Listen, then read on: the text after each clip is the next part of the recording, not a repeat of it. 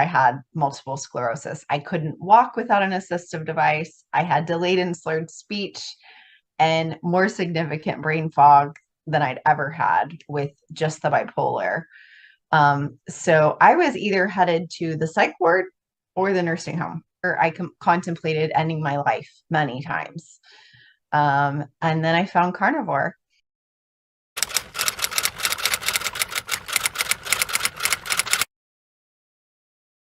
Hi, Emily. How are you? Hello, good. Cool.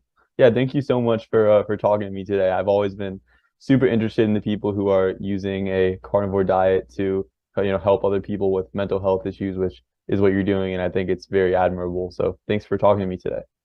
Thank you. No problem. Sure. So, you want to tell us a little bit about your story? You have an amazing story, and it really that sort of launched you into what you're doing now. Yeah, it was really scary actually. I had debilitating mental illness, specifically bipolar disorder. And that didn't really work very well because I was a therapist. And so I was able to, in the bipolar cycle, you get kind of a relief. And so I was able to do really well, like 3 days a week. And then the rest of the week, I would like crash. Hmm. And I was able to do such a good job on my up days that I could make up for my down days. And then my bipolar went into rapid cycling where I didn't know who I was from one day to the next. I had to quit working in the private practice. I had to move in with my mom at the age of 40. And then soon after that, I developed multiple sclerosis. I had had multiple sclerosis for 10 years, but we didn't know until the symptoms exacerbated. And I realized very quickly that I had multiple sclerosis. I couldn't walk without an assistive device. I had delayed and slurred speech and more significant brain fog than I'd ever had with just the bipolar. So I was either headed to the psych ward or the nursing home. Those were my two options. Or I contemplated ending my life many times. And then I found carnivore.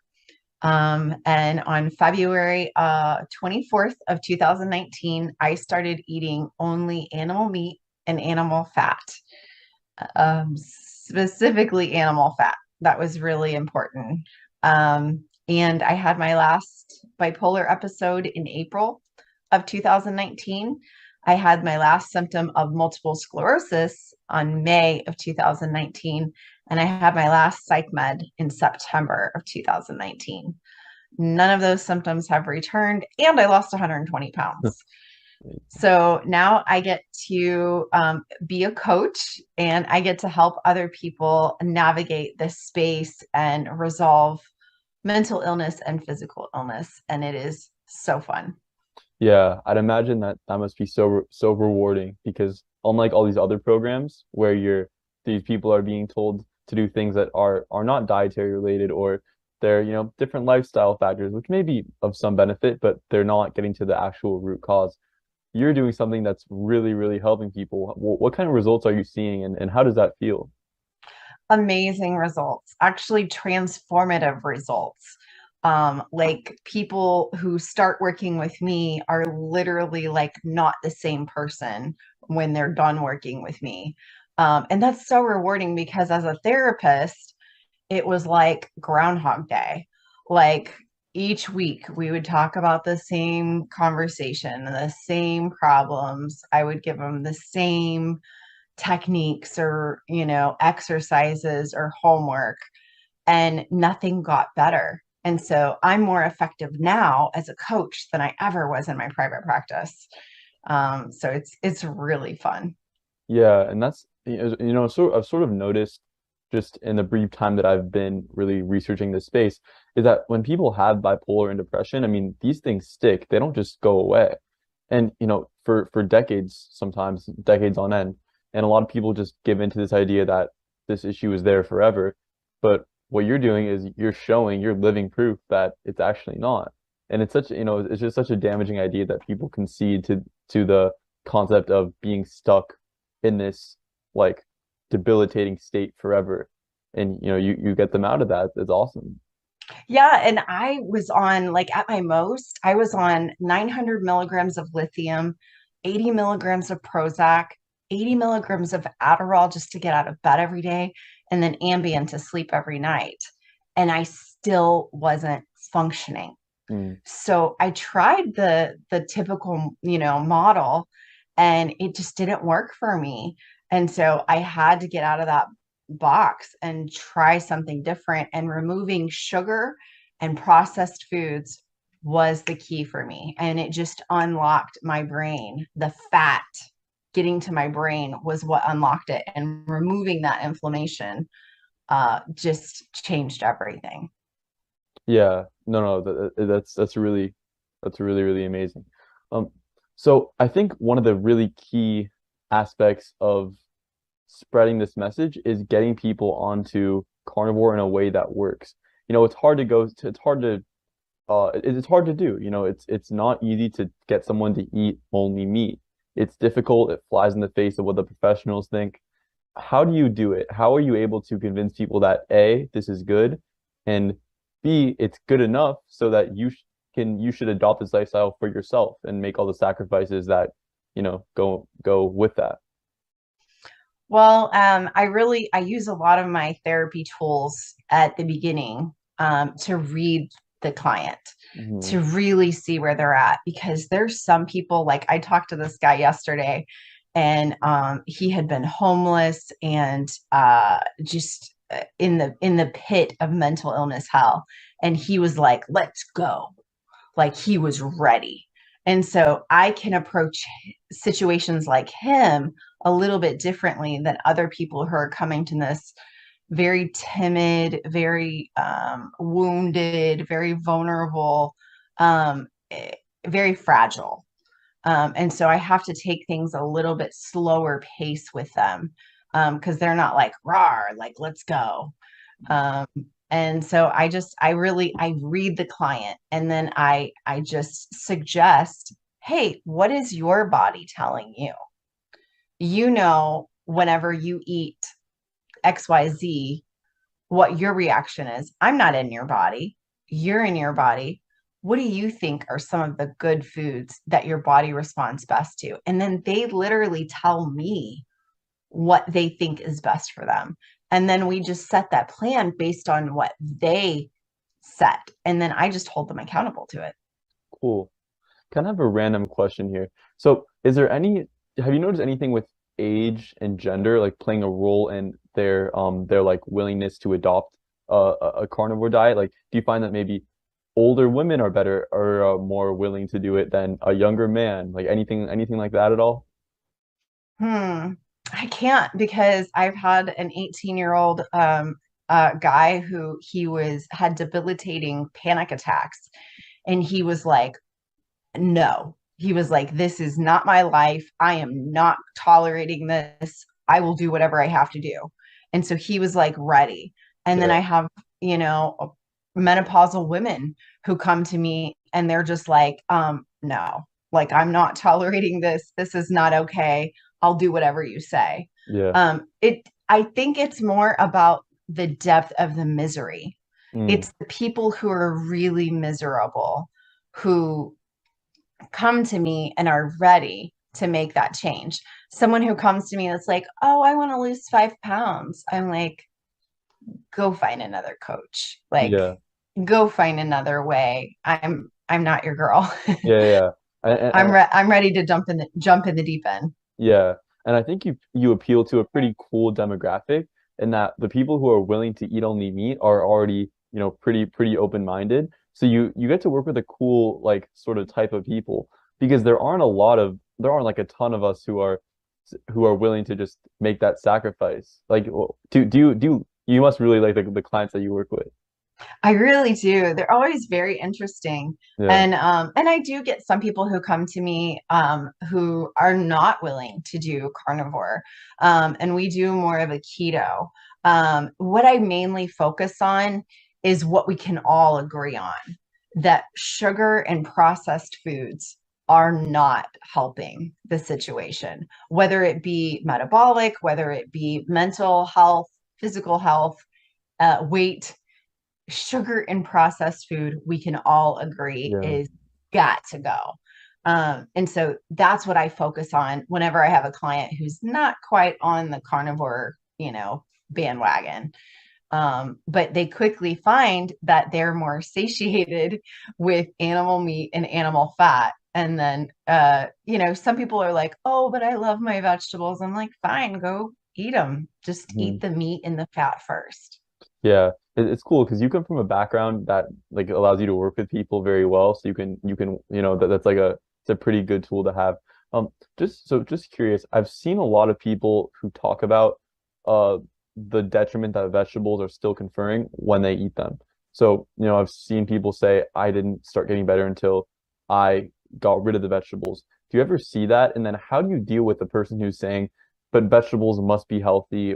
I need to eat them. They're requisites to good health. How do you deal with that?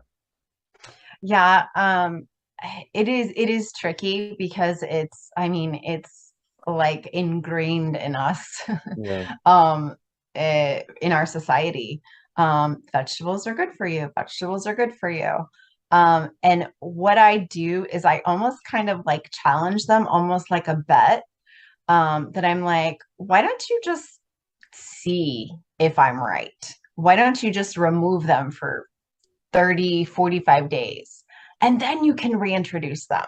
Yeah. And it's almost like it helps like switch that mind frame that they're not hearing me say you will never eat another vegetable again in your life.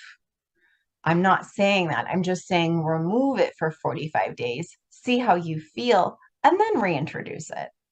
And then they're like, oh, that's not horrible. I'm like, yeah, carnivore is just a tool. And it's so funny. They get to like day 30 and they're like, I feel so good. I never want to stop eating this way. And Yeah. I'm like, good. I'm like, we got you. Yeah. Have you faced any drawbacks? I mean, someone goes carnivore, they cut out some foods and they still have their issues or remnants of issues. How do you deal with any of that stuff? I rarely have that happen. Really? That's awesome. But it does happen. It absolutely does happen. Um, what I have found though is that they always feel better. They might have at the beginning, because I always have my clients write a vision statement at the beginning.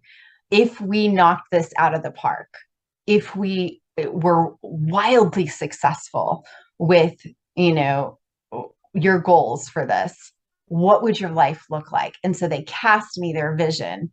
And sometimes they get to the end of, the 60 days or whatever working with me. And then it might not be that magical dream, but it's always better. And they always say, I believe that it can be. Like they get enough of a glimpse of hope, of the joy and the clarity of thought, and oh my gosh, reducing the inflammation in their body, that they're just like, okay, I'm here, I'm sold, I'm gonna keep doing this. And then they usually do, and they get completely set free. Yeah. What are the conditions you most commonly work with? It's all over the board. Uh, I have a lot of people that come to me for multiple sclerosis, but they don't usually work with me. They usually just have one session with me. I tell them what to do and they do it. They usually don't have as much of a mindset that they have to do. I usually, it's the people that need the mindset, um, for me to kind of hold their hands. Those are usually the people that work with me in the 8 week system.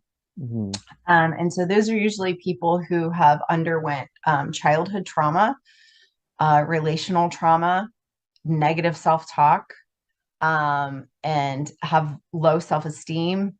And they just feel like they can't complete this. They can't do anything. So a lot of mental illness is what I work with. That's what I specialize in. Yeah. So it sounds like you're doing something that not many others are doing. I mean, you have people who are employing a carnivore approach for just chronic diseases like or like diabetes or just things like that. But you're actually trying to amend some childhood trauma as well as a mechanism to eventually overcoming it. Like you're employing a carnivore diet or animal based or cutting out sugars and all that stuff for Well, that purpose.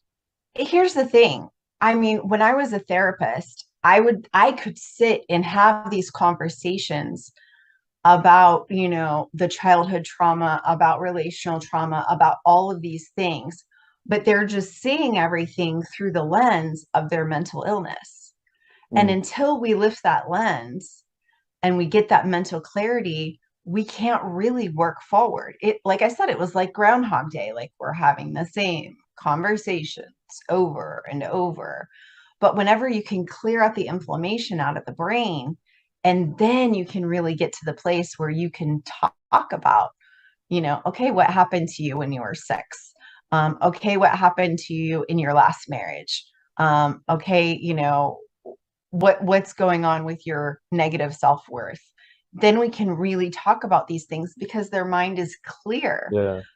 And it's kind of pointless to have talk therapy whenever their mind is so just confused and it's just so junked up with the inflammation.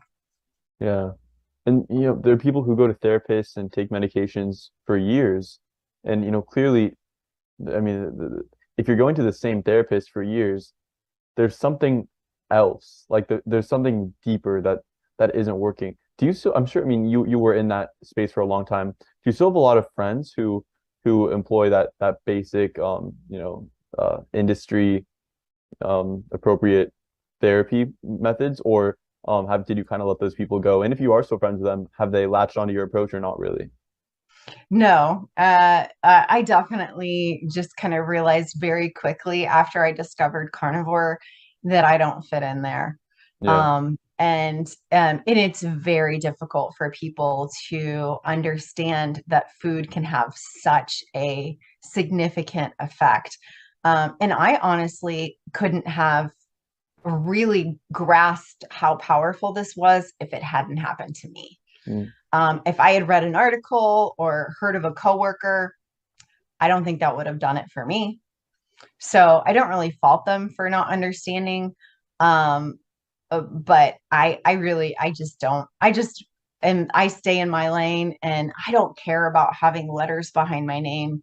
So I'm fine with not being a therapist anymore and just being a coach and going to the people that hear me, see me, and need the help. yeah. I'm sure, I mean, I'm sure at this point with all the people that you're helping and just the rate of success, you're getting a lot of people who are really interested in working with you. Yeah, it's really fun. I probably talk to a new person probably about 4 or 5 times a week. Mm, And maybe one or two people every other week, sign up to work with me for the 8 weeks. And it's just amazing. It's just absolutely amazing. And it's so fun. Like because I mean, I got into this to help people and I got really drained and burnt out because I was doing all I could, like spinning my wheels, not helping people. And now to get to watch people transform before my very eyes, it's just like, oh, this is fun. Like, this is yeah, so fun. it And is. I love it. Helping people is so fun. I mean, I've had a couple of friends who try going carnivore and it's like, and they see results. I'm like, okay, well, I did that. Like that's pretty cool. And you're doing it on such a large scale. So, congratulations. I mean, you're doing an amazing thing. Thank you. It's so fun. And what I love about, the internet and Zoom and Instagram and YouTube is I mean, I have clients in New Zealand and Sweden and Canada and all over the place. Like Yeah. when with talk therapy with my private practice, it was limited to this local town, this area, and that was it. And now I can help so many more people. Mm. Is there anything that you're missing? Do you feel like not having the face-to-face connection, or it's not really an issue? It's not really an issue as long as I have video. Okay. Um, I can still read their facial expressions, their tone, their cadence in their voice, and their body language. And I can still really detect a lot of things. Hmm. Yeah. When we were going to school online, and we had to do like one-on-one talks with a teacher, I always felt like it was easier to hide, like not necessarily hide, but I could, I could almost be more open. It was very, very strange. I could be more open because I wasn't physically in the room with them. It's like nothing. It's just we're just talking through a screen. Like this isn't. I don't know. It's kind of a strange phenomenon. It's hard to describe. But do I you know exactly feel? what you're saying. Yeah, yeah, yeah. Do you think? I mean, why is it? Like, why is this happening? Do you find that people are more open with you now? Oh yeah, so much. Because they're in their environment. Yeah, that makes sense. Okay. So whenever you take, especially somebody who, like I've, worked with people that are agoraphobic. And so if you think about it, you're taking someone who's agoraphobic out of their home to get in the car, drive to an office, and then sit in a waiting room with strangers, and then go into a small office, and then share their heart, Yeah. share, their deepest, darkest stuff. And oh my gosh, like how traumatic, you're almost re traumatizing this poor person.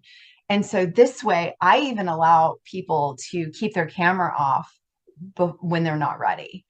And I say, you know what, keep your camera off. And then my favorite part is that one day where they're like, I'm going to have the camera on, and they have the camera on, and I can see them and all of their beauty. Mm. And I really think that meeting somebody where they're at is so powerful. Yeah, and I think this is the future of care because as you said, that whole process of going to your doctor's office, waiting because they're so packed and there's so many people in the office and you're just sitting there around other like people and you all have some sort of issue that you're trying to get addressed by the doctor and it's uncomfortable.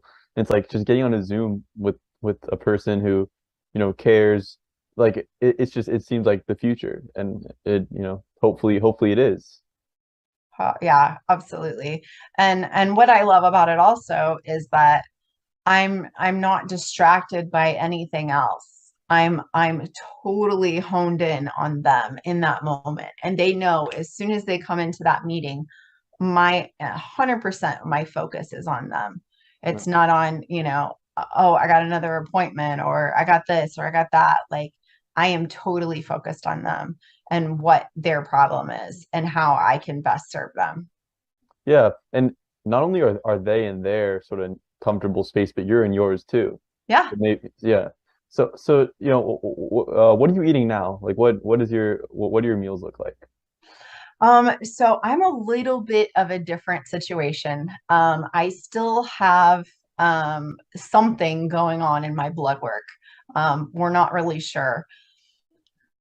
One of my doctors thinks that it possibly is the remnants of MS, but there is some kind of a chronic underlying infection that is still in my blood. I don't have the symptoms of MS or bipolar disorder, thank God. But it's something is still popping up in my blood work. And I do not react, or I react to literally everything else besides grass fed, regenerative, grass finished beef Mhm. and beef fat. And so I am pretty much lion diet all the way. And I eat about 3 ounces of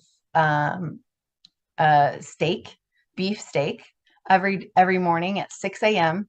5 ounces of ground beef every morning at 6 a.m. and 5 to 8 ounces of beef fat trimmings. Mm. And the beef fat trimmings I have found are vital. They are the most important thing for my mental illness and for my autoimmune disease, because MS deteriorates the myelin sheath on your nerves in your brain, and the fat rebuilds that. So it's very, very important for me. Mm. And then do you eat like 3 times a day or just that once? Just one meal a day? 1 meal a day. Nice. Yep.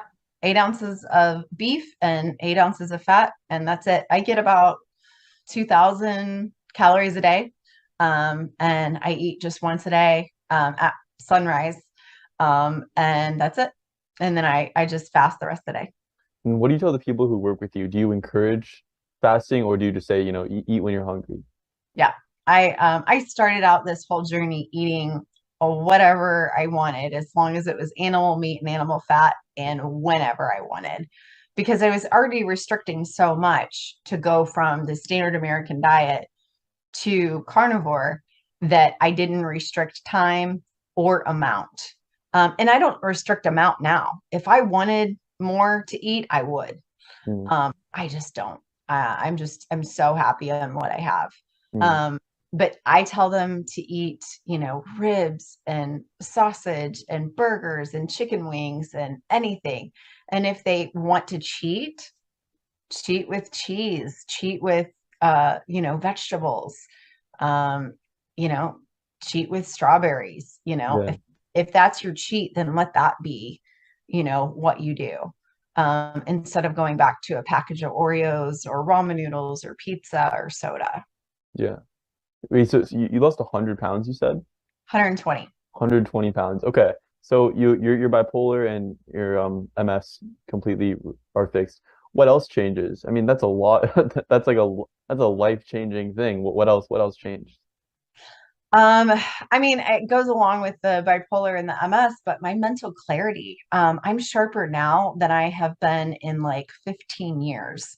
And I thought it was just that, you get old and you get slow. But I mean, I have recall of things so much faster, and so much more productive, Hmm. and just joyful, like so joyful. And I Yeah. didn't understand, even honestly, to be honest with you, I didn't remember what joy felt like until carnivore. And then once I got that one glimpse of joy, I was hooked. I was just like, what? I can have joy intrinsically. I thought you could only have joy if it was like you were celebrating your birthday party, or you were over at a friend's house, or you got a new boyfriend or a new job. I had no idea that I could just have joy just coming out from inside of me. And and now that I have that, it's just like I will never go back. Yeah. A lot of people don't understand what true sustained happiness is like until they nourish themselves properly. Because a lot of people can't recognize. I mean, I have so many friends who are super energetic all the time. They seem to be really happy. And, they don't eat as good as they could. And I just think like these people would be unstoppable. Like they could do whatever they wanted, work all day, be so happy, live amazing lives if they could just, figure this out. I mean, it would be such a different world if people, re reverted to natural living practices to fix their health issues. Absolutely. And it's so funny that we think that food is so important, like, oh, I don't want to lose my biscuits and gravy. Oh, I don't want to lose my cinnamon rolls. And whenever you experience pure joy, it's just like, that doesn't matter. Like, that totally doesn't matter compared to experiencing pure joy and happiness. Yeah, and they don't understand the real magnitude of the trade-off. I mean, they don't realize that by trading the biscuits or like just the biscuits, the bread, all that stuff that they they love so much, what they're getting in return is worth a million times more than any of that stuff will ever be. Like pe people can't realize just how big of an impact taking that stuff out has. And I think that's something that needs to spread more. It's what I'm hoping to do with my channel, what a lot of the other people are trying to do, just get the message that food really matters. Eating proper human food really makes a difference. It really does. It makes all the difference. And it's so easy whenever because even if you're not ready, you can just do it incrementally. Like, I had this one guy who had like 9 Diet Cokes a day. And I was like, okay, let's go to 8. And he was like, but it's bad. And I'm like, but 8 is better than 9. And I'm not going to let you stay there. And then in a week, we went to 7. And then another week, we went to 6. And then it's sometimes it's not a rip the band-aid off kind of a thing. Sometimes it's just an incremental change. But as long as you have a coach that's sitting there watching you, that's going to honestly just be a witness. I'm not even driving this. I'm just asking the questions. Hey, what do you think? Do you think we should change this week? What do you think our goal should be for next week? You know, then they are the ones driving. I'm just the one witnessing. Yeah, yeah, that's so cool, and that makes a lot of sense. I mean, they dictate like their progress because everybody wants to, you know, improve. It's yeah, that's really cool. Yeah, and I like it because I'm not making a bunch of little, people dependent on me. I feel like ethically that would really be inappropriate for me to create this person who's dependent on me. What does Emily think? What does Emily think I should do? Now, what do you think? What do you Mhm. think you should do? And I literally don't teach people to listen to me or to listen to Joe Schmo on the YouTube or Dr. So and so. I teach them to listen to themselves. Mhm. And you can't listen to yourself when you're chock full of sugar and processed foods because you are untrustworthy. But whenever you can remove that inflammation, you can be trusted again and you can follow your instincts and follow your inner guide.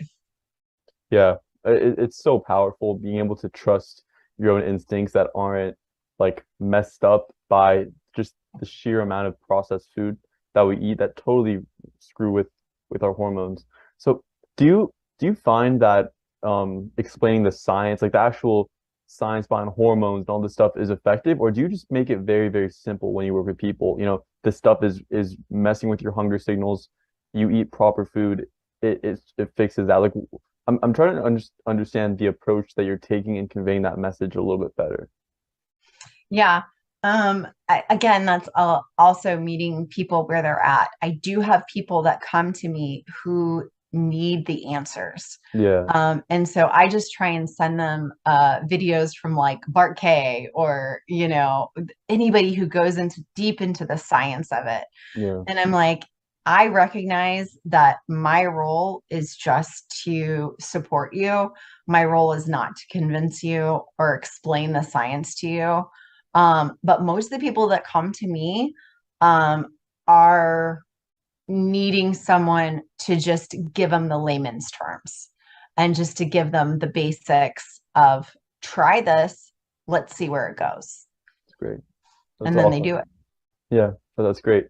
Is there anything else you want to talk about, or are we good? I think we're good. I do want to say I'm so impressed by you. I have enjoyed so much watching your videos, and it's so funny because I promoted you on my page, and this person messaged, and they said, "How dare you go in and manipulate this child?" And I was like, have you listened to Joey? He's no child. Like he's brilliant. Like he could talk circles around me. I am not manipulating anything here. Yeah, yeah. And I got a lot of I mean I get a lot of DMs now because it's hard to respond to all the comments on my channel. It's just a lot. So I get some DMs and it's like I'm 2 days into carnivore now. Like, can you help me with this? I watch your channel and it really encouraged me. I'm just like, this is why I want to keep going. So I'm getting a glimpse of that already, and it's really rewarding. That's so awesome. And the best is yet to come. Best is yet to come. You have such a unique niche in your age and in your intelligence. You really are able to explain things in a way that just makes sense. And like I'll hear you explain something, and I'm like, oh, that's why that is. Like you're like an interpreter of the science. Thank you, thank you. I appreciate that. So where do we find you, and how do we reach out? How do we get your program? All these things. Yeah, so the best way is to just message me on Instagram. I am at Carnivore Minds. And if you want to email me, you can email me. I'm Emily at innerclaritysystem.com. Cool. Well, I'll put that all in the description, and it's been great talking to you. I really appreciate it again. Awesome. No problem, Joey. I believe in you so much. And I can't wait to watch you just knock it out of the park. Thank you, and hopefully we talk again at some point. Oh, we definitely will. Sure. All right. Bye.